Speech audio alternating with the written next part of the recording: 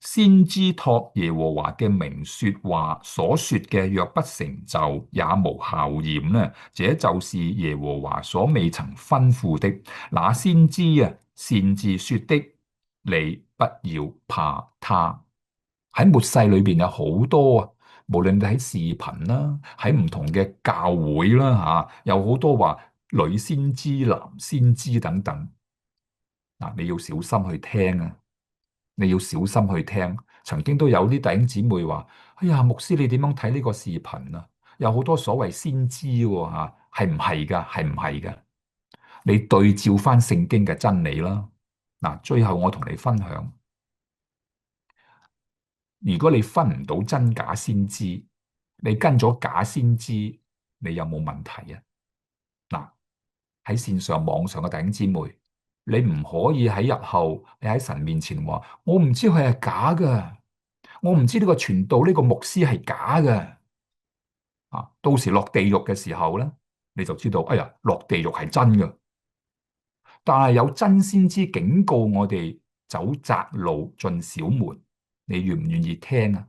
透過聖經嘅話語啊，整本聖經將我哋要知嘅內容已經列咗出嚟，你聽唔聽呢？嗱，所以啊，喺以西結書啊，我讀俾大家聽，14章第九、第十兩節吓。喺以西結書14章19同埋22節吓，以西結書吓14章吓，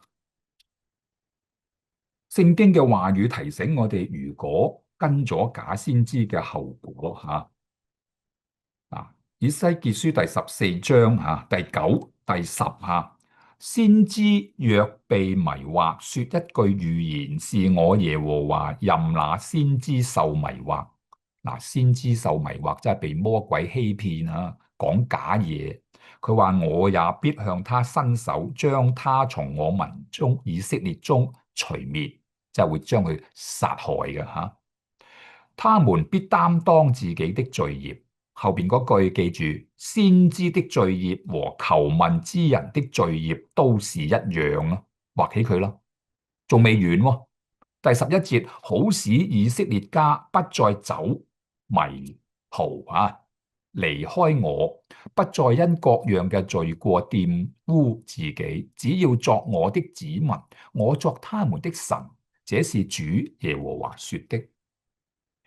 喺末世真係好多假先知，呢啲假先知講嘅嘢咧，好多人中意聽，因為符合佢哋肉體嘅需要。